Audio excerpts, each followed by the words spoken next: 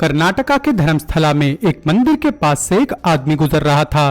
तभी उसे झाड़ियों के बीच एक अजीब सी चीज नजर आती है, तो वो तुरंत उस चीज की तरफ भागा। वहां पहुंचने के बाद उसे एक ऐसी चीज दिखाई दी जिसे देखकर उसने तुरंत पुलिस को बुलाया। कुछ ही मिनट्स में पुलिस वहां पर पहुंच जाती है, लेकिन जैसे ही पुलिस ऑफिसर्स ने वो चीज खुद अपनी आंखों से देखी तो वो एकदम शॉक्ड रह गए, क्योंकि उन सभी पुलिस ऑफिसर्स ने अपनी पूरी जिंदगी में पहले ऐसा कुछ भी नहीं देखा था। असल में वहां झाड़ियों के बीच एक लड़की का शव था जिसके शरीर पर एक भी कपड़ा नहीं था, और सबसे शॉकिंग बात यह है कि उसके प्राइवेट पार्ट्स में बुरी तरह से मिट्टी भरी गई थी। ये देखकर पूरा पुलिस डिपार्टमेंट हिल गया था। तुरंत उस लड़की को कुछ कपड़ों से ढका जाता है और इन्वेस्टिगेशन शुरू की जाती है। इन्वेस्टिगेशन के बाद एक आदमी को गिरफ्तार किया गया जिसका नाम था संतोष राव। कोर्ट में पेश करने के बाद संतोष राव को 15 साल की सजा सुनाई गई, लेकिन जैसे ही संतोष राव की सजा के 15 साल पूरे होते हैं, कोर्ट के द्वारा एक ऑर्डर पास किया जाता है जिसमें ये सामने आता है कि इस आदमी ने तो 15 साल पहले उस लड़की के साथ कुछ भी नहीं किया था। मतलब ये बंदा असली मुजरिम था ही नहीं। असल में संतोष राव एक मेंटली चैलेंज्ड पर्सन था जिसके ऊपर फेक एलिगेशंस लगाकर पुलिस ने उसको फंसा दिया था। जैसे ये खबर बाहर आई, सारा मीडिया पुलिस के पीछे पड़ गया। सबके जहनों में बस एक ही सवाल था कि अगर संतोष राव असली अपराधी नहीं है तो आखिर असली अपराधी है कौन। कि तभी आज से लगभग 22 दिन पहले पुलिस को एक खुफिया लेटर रिसीव होता है, जिस लेटर में इस केस से रिलेटेड एक एक इंफॉर्मेशन दी गई थी। और सिर्फ इतना ही नहीं, उस लेटर में इस केस से जुड़े बहुत बड़े बड़े और बहुत पावरफुल नेम्स रिवील किए गए थे। और सबसे शॉकिंग और बड़ी बात जो इस लेटर वाले पर्सन ने रिवील की थी वो ये थी कि धर्मस्थला के इसी प्लेस के आसपास 100 से भी ज्यादा लड़कियों के साथ दुष्कर्म किया गया है। इसके साथ ही साथ धर्मस्थला से जो 400 लड़कियां गायब हुई हैं उसमें भी इसी पर्सन का हाथ है। गाइस, इस केस से रिलेटेड बहुत ही कम इंफॉर्मेशन इंटरनेट पर अवेलेबल है। ये केस सुनकर आपका दिमाग पूरी तरह से घूम जाएगा। आपके ये नहीं समझ आएगा कि ये कोई क्राइम थ्रिलर मूवी की स्क्रिप्ट है या फिर रियलिटी। तो चलिए इस केस को स्टार्ट करते हैं।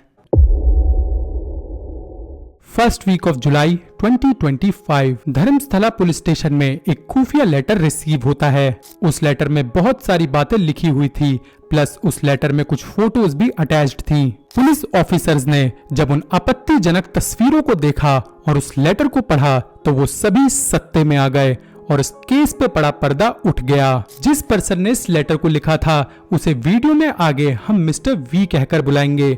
तो मिस्टर वी ने इस लेटर में लिखा था कि साल 1995 में धर्मस्थला के टेंपल में उसकी जॉब लगी थी। मिस्टर वी का काम था मंदिर में साफ सफाई करना और वो इस काम को बहुत अच्छे से कर भी रहा था। लेकिन एक दिन अचानक उसका सुपरवाइजर उसके पास आता है और उससे कहता है कि नदी किनारे एक लड़की पड़ी हुई है, या तो उसे जला दो या तो उसे दफना दो। तो पहली बार में तो ये बात मिस्टर वी को बिल्कुल भी अजीब नहीं लगी, क्योंकि उसे ऐसा फील हुआ कि शायद ये लड़की नदी में डूब गई होगी और अब किनारे पर बहकर आ गई होगी। तो इसलिए उसने अपने मालिक की बात मानकर उस लड़की को जमीन में दफना दिया। लेकिन जैसे ही एक हफ्ता गुजरा तो मिस्टर वी को उसके मालिक ने एक और लड़की दी, जिसे देखकर वो एकदम शॉक्ड हो गया, क्योंकि अब की बार उस लड़की के शरीर पर एक भी कपड़ा नहीं था। लड़की की ये हालत देखने के बाद वो अपने मालिक से पूछता है कि आखिर इस लड़की के साथ ऐसा क्या हुआ जो इसकी ये हालत हो गई, लेकिन सामने से कोई भी जवाब नहीं आता।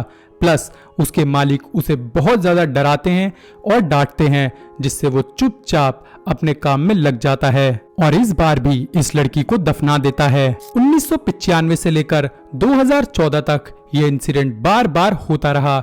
हर बार उसका मालिक कोई ना कोई नई लड़की लेकर आता और वो उस लड़की को या तो दफना देता या तो जला देता। इन सालों में कई बार मिस्टर वी ने जॉब छोड़ने की बात अपने मालिक से की और कई बार उसने जॉब छोड़ने की चोरी छुपे भी कोशिश की, लेकिन हर बार उसका मालिक उसे एक ही बात बोलता था कि अगर तूने कभी भी जॉब छोड़ने की कोशिश की या फिर मेरे चंगुल से निकलने की कोशिश की तो अगली बारी तेरी फैमिली में से किसी लड़की की हो सकती है। अब धीरे धीरे करके और समय बीतता है और एक एक करके और लड़कियां गायब होनी शुरू हो जाती हैं, लेकिन इस बारे में ना तो हमारी पुलिस कुछ पता लगा पाई, ना ही हमारी मीडिया। ये एक टोटल मिस्ट्री बनकर रह गई थी। जब लोगों के हाथ सच्चाई नहीं लगी तो उन्होंने कॉन्स्पिरेसी थ्योरी को जन्म दिया कि धर्मस्थला मंदिर के पास कोई ना कोई भूतिया चीज है जो उनकी बहू बेटियों को गायब करती है। लेकिन धर्मस्थला का वो एक आदमी सब कुछ जानता था, जो अपने ही हाथों से एक एक लड़की को ठिकाने लगा रहा था। इतने सालों तक अपने हाथों से इस भयानक पाप को अंजाम देते हुए मिस्टर वी को कई सारी बातें पता चल चुकी थी, जैसे कि इस कांड के साथ कई बड़े नाम जुड़े हैं, जिसमें कई सारे पॉलिटिशियंस भी हैं। धीरे धीरे करके उसको ये बात भी समझ आने लगी कि जितनी भी लड़कियां यहाँ पर आती हैं उनके साथ रेप किया हुआ होता है और उसके बाद उन्हें जान से मारकर यहाँ पर लाया जाता है। मिस्टर वी को ये काम करना तो बिल्कुल भी पसंद नहीं था, लेकिन अगर वो किसी को भी बताएगा तो कहीं अगला नंबर उसका ना हो। इसी डर के बीच वो चुपचाप सालों तक ये काम करता रहा। लेकिन एक दिन अचानक उसने कुछ ऐसा देखा जिसे देखकर उसकी पूरी दुनिया हिल गई। असल में एक दिन अचानक मिस्टर वी के रिलेटिव्स की लड़की गायब हो जाती है, जिससे उसका भी बहुत ज्यादा प्यार और अटैचमेंट था।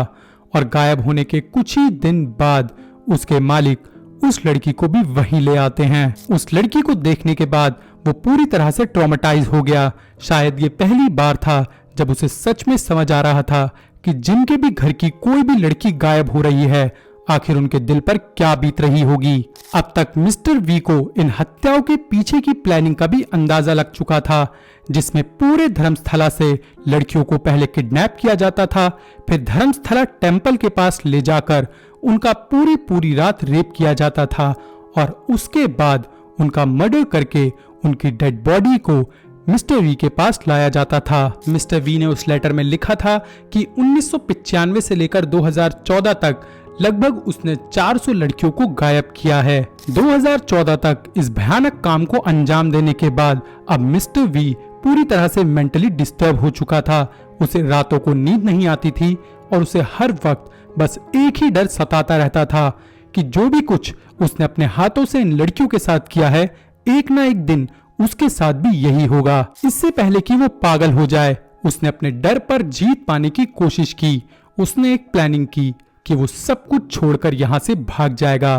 रातों रात वो अपनी फैमिली को लेकर अपना घर बार सब कुछ छोड़कर कहाँ भाग गया, ये किसी को भी पता नहीं चल पाया। अब इस बात को पूरे 11 साल बीत गए। अब तक 11 साल बीतने के बावजूद एक भी रात मिस्टर वी चैन से नहीं सो पाया है, क्योंकि उसको ऐसा लगता है कि जिन भी लड़कियों की लाशें उसने अपने हाथों से ठिकाने लगाई हैं, उनका अंतिम संस्कार नहीं हुआ है और उनकी आत्मा अभी तक भटक रही है और आखिर में जाकर उसका भी हाल ऐसा ही होगा। और इसी गिल्ट से निजात पाने के लिए उसने ये सीक्रेट लेटर कर्नाटक पुलिस को भेजा था। नाउ 11 जुलाई 2025 कर्नाटका के बेलथांगड़ी मैजिस्ट्रेट के बाहर लोगों की भीड़ जमा थी। उनके हाथों में प्लाकार्ड्स थे और आंखों में गुस्से के साथ उम्मीद की रोशनी भी थी। मैजिस्ट्रेट के बाहर एक गाड़ी आकर रुकती है। उसमें से एक आदमी निकलता है जिसके चारों तरफ पुलिस ऑफिशियल्स थे और इस आदमी के साथ 2 वकील भी थे। वो भीड़ से पूरी तरह से घिरा हुआ था। लोग उसकी वीडियोस और पिक्चर्स ले रहे थे। सर से लेके पैरों तक काले कपड़ों से घिरा हुआ ये आदमी, जिसकी सिर्फ आंखें दिख रही थी, ये कोई और नहीं बल्कि मिस्टर वी ही था, जिसके हाथ में एक ब्लैक बैग था। मिस्टर वी और उसके वकील जब मैजिस्ट्रेट के सामने खड़े हुए तो उसने एक एक करके अपने बैग में से हड्डियां निकालनी शुरू की। इन डिटेल उसने एक स्कल और कुछ हड्डियां निकाली थी और उसने कहा, मैं आपको ऐसी और भी जगहों पर लेकर जा सकता हूँ जहां मैंने 100 से भी ज्यादा लोगों को दफनाया है, लेकिन ये सब मैंने खुद नहीं किया, ये सब मुझसे जबरदस्ती करवाया गया था। और अब इस केस ने एक नया रुख ले लिया है और इस केस की री इन्वेस्टिगेशन चल रही है। इस केस से जुड़े कई बड़े नाम पुलिस के हाथ लग चुके हैं, जिनको अभी तक पुलिस ने रिवील नहीं किया है। और मिस्टर वी कौन है ये भी पुलिस ने रिवील नहीं किया है। But finally I am very happy कि इतनी बड़ी मिस्ट्री के ऊपर से पर्दा उठने जा रहा है। So guys, that's it for today. I hope आपको आज की वीडियो काफ़ी ज़्यादा पसंद आई होगी और अगर आपको आज की वीडियो पसंद आई तो वीडियो को लाइक ज़रूर करना, चैनल को सब्सक्राइब करना ऐसा और कंटेंट एंजॉय करने के लिए। मिलते हैं किसी और वीडियो में। Till then bye bye and take care.